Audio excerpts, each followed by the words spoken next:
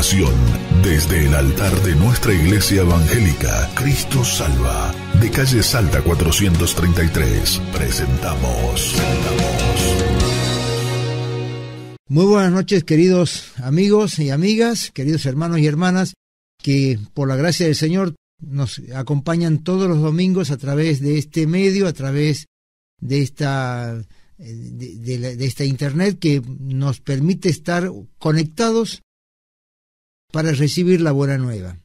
Ustedes saben que para nosotros siempre es un gusto poder conversar con ustedes y poder transmitirles la buena nueva hasta que el Señor disponga lo contrario y nos venga a buscar. Pero quería comentarles acerca de una carta que es muy poco leída en la palabra de Dios, que es la segunda carta del apóstol Pedro.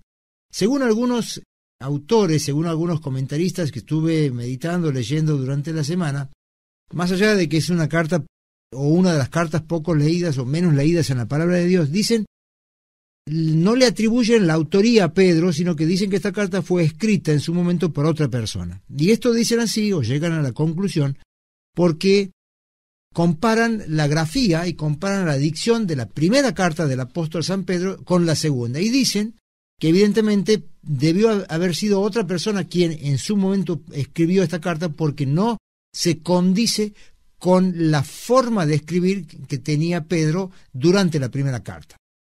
Unos dicen que la escribió Judas porque estos llegan a la conclusión después de leer el capítulo 3 de la segunda carta de Pedro, cuando hace referencia a los falsos maestros o a los apóstatas, algo que sí está presente en la carta de Judas. Otros dicen que fue Silvano, el ayudante de Pedro en la primera carta. Pero como siempre decimos nosotros en tribunales, la mayor parte de la doctrina o la jurisprudencia mayoritaria se inclinan a decir que Pedro fue el que también escribió la segunda carta a través de un secretario, sobre todo porque Pedro va a morir en el año 60 después de Cristo y la carta se la escribe en el año 64 o se la publica en el año 64, es decir, 4 años después. No es objeto de este mensaje la autoría de la carta de Pedro, pero vamos a quedar por ahora con la jurisprudencia mayoritaria que nos dicen que Pedro escribió esta carta. Lo cierto es que esta carta tiene un significado espiritual extraordinario, sobre todo si leemos el capítulo primero, los 11 primeros versículos del capítulo primero que vamos a meditar en esta noche y que hacen al título del mensaje. Dios quiere formar el carácter de Cristo en cada uno de nosotros. Claro, usted me dirá, esto es un título muy grande, es una idea muy abarcadora, es una empresa de imposible cumplimiento. ¿Cómo Dios va a querer formar el carácter de Cristo en nosotros? Para eso estuvieron los apóstoles en su momento. Vamos a ver que así como nosotros hemos nacido de nuevo, Dios quiere que ese nuevo nacimiento represente nuestra forma de vivir todos los días, no solamente en la iglesia, sino fuera de ella. Nosotros hemos sido llamados a ser sal y luz de este mundo y por lo tanto debemos manifestar con nuestra forma de vivir el carácter de Cristo en nuestra persona. Y eso es lo que quiere nuestro Señor. Para los ejemplos están en la palabra de Dios. Uno ve nuestro Señor cuando termina de hablar en las bienaventuranzas, Mateo capítulo 5, allí comienza a decir, bienaventurados los pobres de espíritu, bienaventurados los de limpio corazón, bienaventurados los que lloran, bienaventurados los que tienen hambre y sed de justicia, bienaventurados los misericordiosos, los pacificadores, y comienza a enumerar nuestro Señor todas las bienaventuranzas y llega al final del capítulo 5 donde dice, amad a vuestros enemigos y orad por aquellos que os persigan. Usted me dirá, Pedro, es imposible que yo ame a quien desea lo malo de mí o lo malo para mí. Es imposible porque va en contra de la naturaleza humana que yo ame a mi enemigo y que ore por aquellos que me persiguen. ¿Pero por qué dice esto el Señor? Porque termina el capítulo 5 en el verso 69 diciendo, porque de esta forma seréis hijos de vuestro Padre que hace salir el sol a los buenos y a los malos todos los días. De esta forma seréis hijos de vuestro Padre. Es lo que quiere. Dios quiere formar en nosotros el carácter que tenía nuestro Señor Él dijo, sed santos como yo soy santos. El apóstol Pablo escribe también en Romanos algo parecido para manifestarnos de que debemos ser imitadores de Dios como hijos muy amados. Y dice lo siguiente, somos herederos de Dios y coherederos con Cristo. Esto significa que si somos coherederos, estamos participando del carácter de herederos. ¿De quién? De Dios. Y si participamos del carácter de herederos, debemos nosotros manifestar en nuestra vida y en nuestra forma de sentir y de actuar el carácter de Dios y el carácter de Cristo como nuestro Padre en cada uno de nosotros. El heredero lleva las virtudes del causante, decimos nosotros en la justicia, es decir, lleva las virtudes de aquel que desciende. Si nosotros descendemos a través del nuevo nacimiento de Dios y de Cristo, que es nuestro Salvador, debemos manifestar todo esto día tras día. Por eso, Pedro escribe en el capítulo 1 de la segunda carta estos 11 versículos que en esta noche vamos a leer. Nuestro Señor, después de haber lavado los pies, Pedro se enojó con él y dijo, Señor, tú no me lavarás los pies nunca jamás. ¿Y qué le dijo el Señor? Si no te lavare, no tendrás parte conmigo. ¿Qué significa tener parte? Ser heredero de esas promesas que Dios tiene para con nosotros. Por eso dice Pedro en la segunda carta, capítulo 1, verso 11, de esta manera podréis tener amplia entrada al trono celestial. ¿Cómo de esta manera? De la manera que Él nos sugiere y que Dios nos pide que seamos a través de los primeros 11 versículos. Por eso le invito, allí donde está en su casa, si está en su trabajo, para que abra y me acompañe en la lectura de la palabra de Dios en la segunda carta de Pedro, en el capítulo 1, los primeros 11 versículos. Y vamos a leer y dice lo siguiente. Está escribiendo Pedro y dice, Simón Pedro, siervo y apóstol de Jesucristo, a los que habéis alcanzado por la justicia de nuestro Dios y Salvador Jesucristo. Aquí Dios y Salvador es la misma persona porque está hablando de la persona de nuestro Señor Jesucristo. Dice, por la justicia de nuestro Dios y Salvador Jesucristo, una fe igualmente preciosa que la nuestra. Y dice, gracia y paz os sean multiplicadas en el conocimiento de Dios y de nuestro Señor Jesús. Dice el verso 3, como todas las cosas que pertenecen a la vida y a la piedad, nos han sido dadas por su divino poder mediante el conocimiento de aquel que nos llamó por su gloria y excelencia. Dice el verso 4, que es la médula del mensaje de esta noche, por medio de las cuales, de aquellas cosas que pertenecen a la vida y a la piedad, dice el verso 3, dice el verso 4, por medio de las cuales nos ha dado preciosas y grandísimas promesas, para que por ellas llegaseis a ser participantes de la naturaleza divina, habiendo huido de la corrupción que hay en el mundo a causa de la concupiscencia. Vosotros también poniendo toda diligencia, dice el verso 5, por esto mismo añadid a vuestra fe virtud, a la virtud conocimiento, al conocimiento dominio propio, al dominio propio paciencia, a la paciencia piedad, a la piedad afecto fraternal y al afecto fraternal amor. Porque si estas cosas están en vosotros y abundan, no os dejarán estar ociosos ni sin fruto en cuanto al conocimiento de nuestro Señor Jesucristo.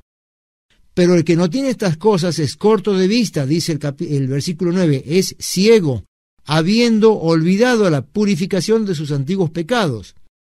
Por lo cual, hermanos, tanto más procurad hacer firme vuestra vocación y elección, porque haciendo estas cosas no caeréis jamás. Y dice el verso 11, y con esto terminamos en la lectura de esta noche, porque de esta manera os será otorgada amplia y generosa entrada en el reino eterno de nuestro Señor y Salvador Jesucristo. Claro, se abren aquí al menos 4 preguntas sobre las cuales vamos a intentar meditar esta noche con la ayuda de Dios.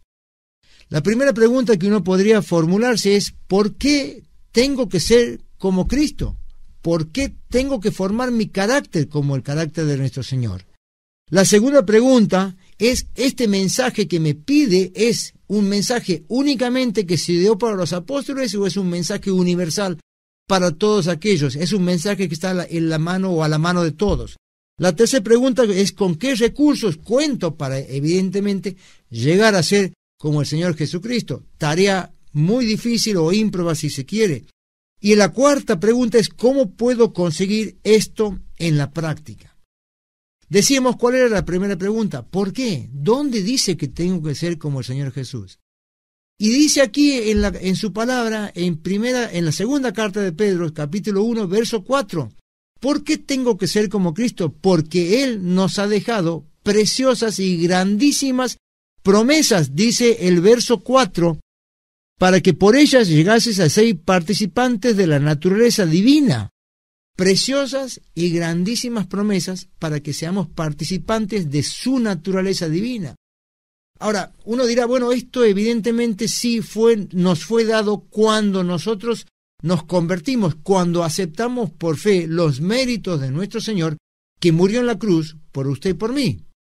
Pero Pedro no se limita al momento mismo de nuestra conversión.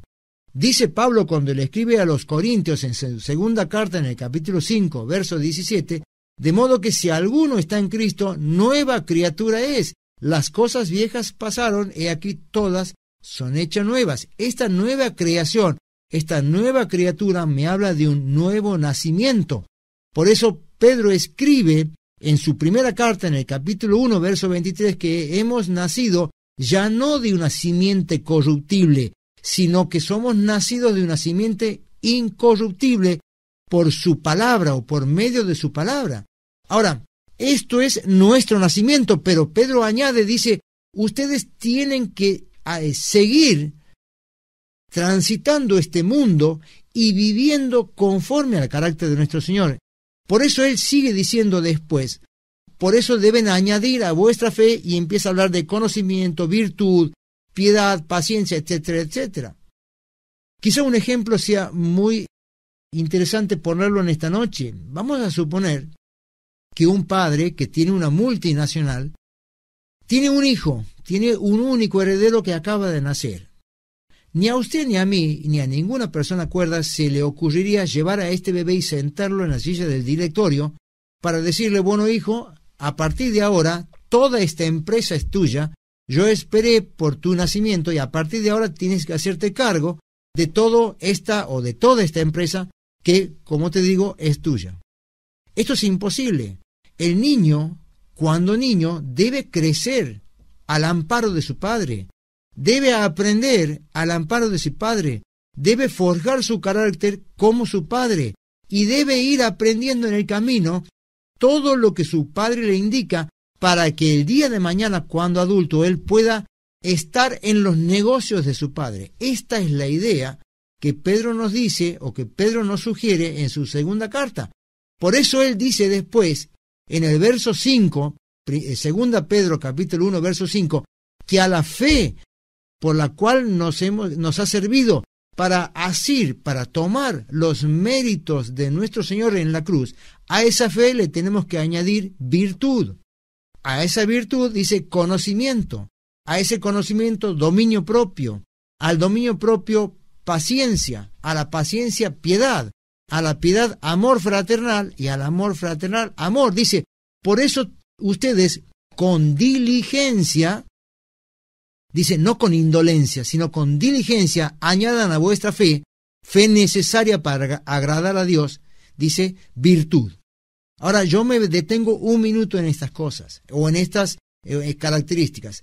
La palabra virtud es sinónimo de lo que Pedro vivía en aquel momento. Él estaba bajo la influencia del Imperio Romano, y para los romanos la virtud era valor.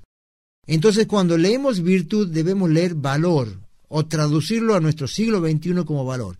Y eso es lo que hoy necesita el mundo, cristianos con valor, cristianos que reflejen el carácter de Cristo con valor, no pusilánimes frente a esta vida, sino que podamos nosotros transmitir que vivimos una vida conforme los lineamientos de nuestro Señor, con alegría y no con tristeza.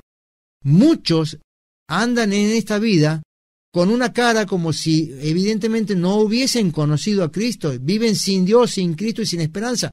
Y muchos que se dicen cristianos están tristes, A eso les llama Pedro que deben unirse con valor para que puedan demostrar que Cristo vive en cada uno de nosotros. No solamente tener una idea o una vida dentro de la iglesia, como miembros de la iglesia, sino también fuera de ella. Por eso dice que debemos unir, añadir, sumar a nuestra fe virtud, léase valor. Pero después dice conocimiento. La palabra griega de conocimiento es gnosis.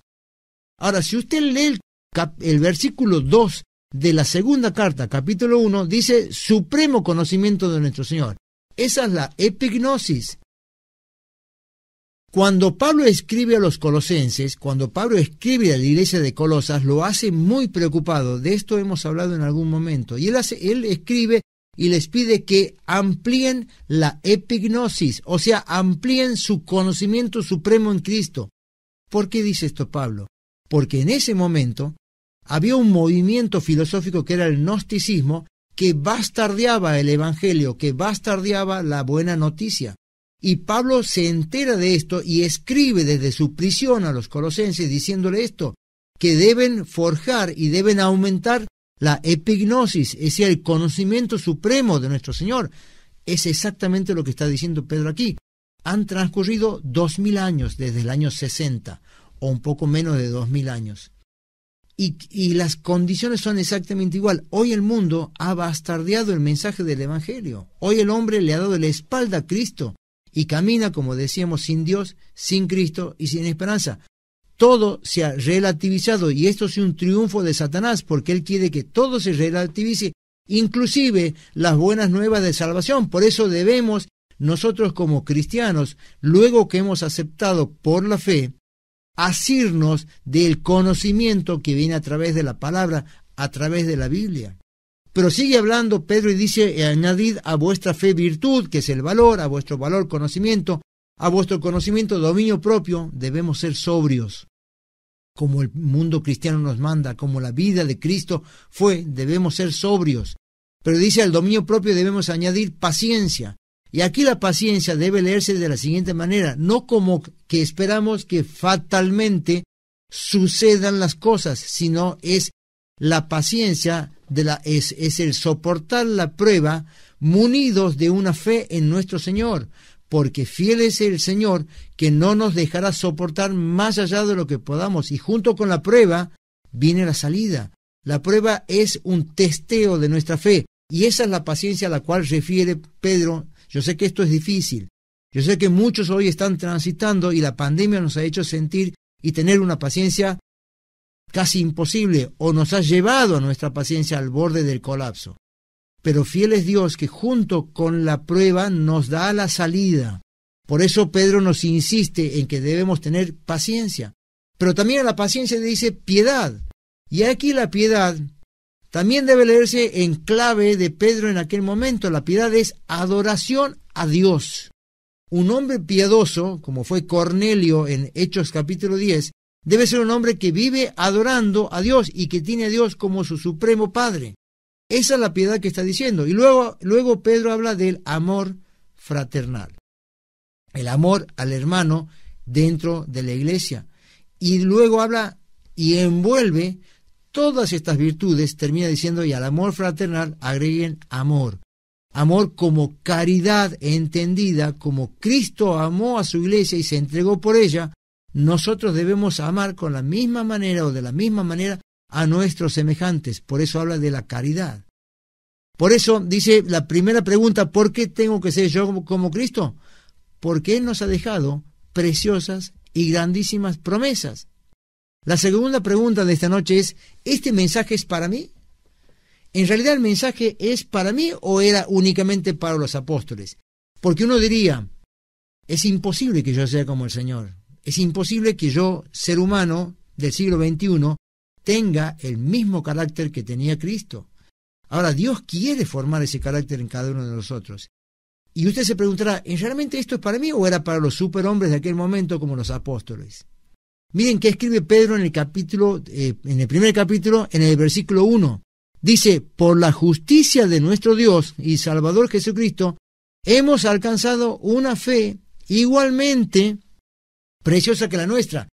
Él les escribe a todos aquellos que por la justicia de Dios y por la justicia de nuestro Salvador alcanzaron una fe igual a la que tenía Pedro. Es decir, esta carta es para todos. Las promesas son para todos. Nuestro Señor dijo exactamente lo mismo. Pablo escribe a los Efesios en el capítulo 2 y dice, Dios, Jesucristo a través de su muerte en la cruz y por su sangre, derribó la pared intermedia que había entre los dos pueblos, los gentiles y los judíos, haciendo de esos dos pueblos uno solo por la fe. ¿Quiere otro ejemplo? Hablábamos de Cornelio al principio. Hechos capítulo 10. Cornelio era un centurión romano. Según la palabra de Dios en el libro de los Hechos, en el capítulo 10, era una persona piadosa, de estas que escribe Pedro aquí en el verso 5.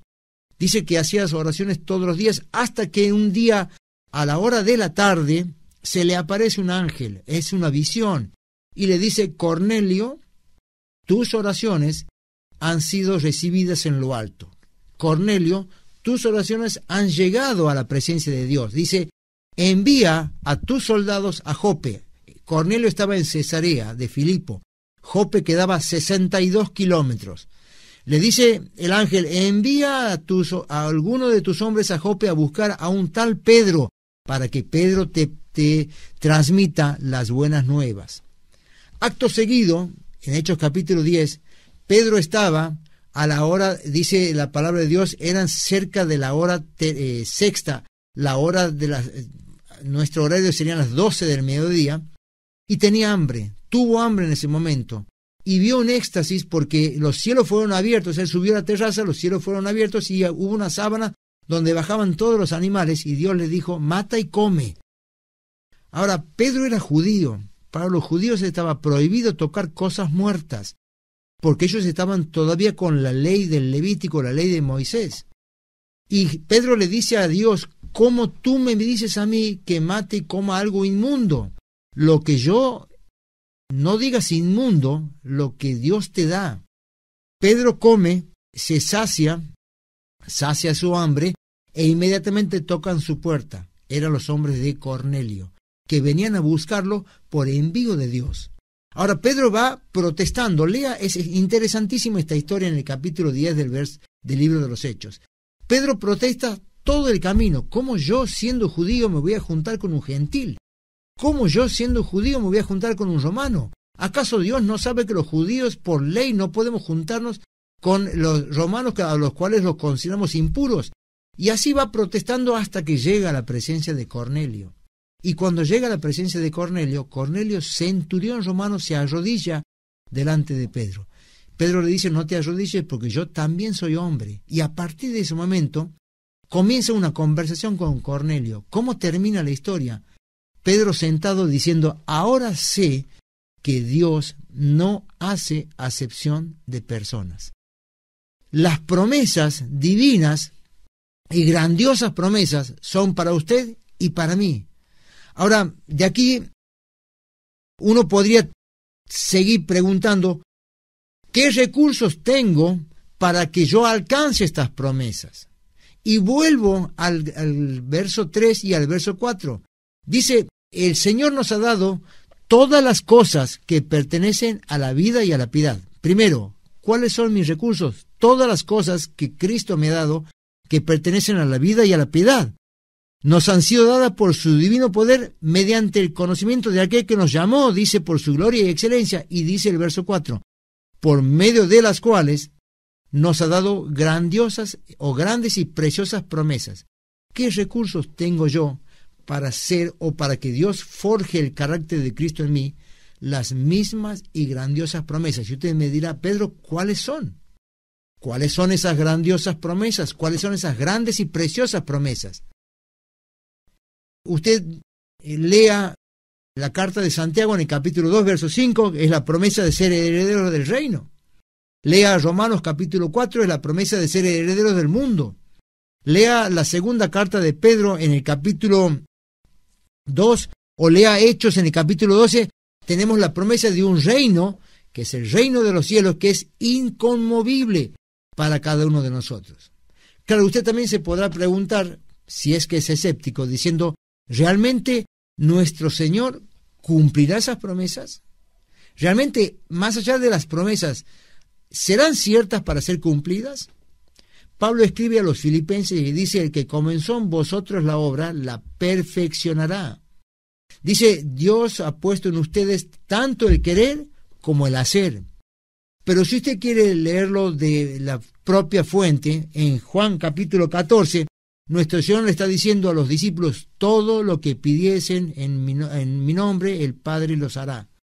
Todo lo que ustedes pidan en mi nombre, el Padre lo hará. Por lo tanto, tenemos la promesa de que esas promesas se van a cumplir en usted y en mí, de ser justamente herederos del reino, herederos del mundo y de tener un reino inconmovible.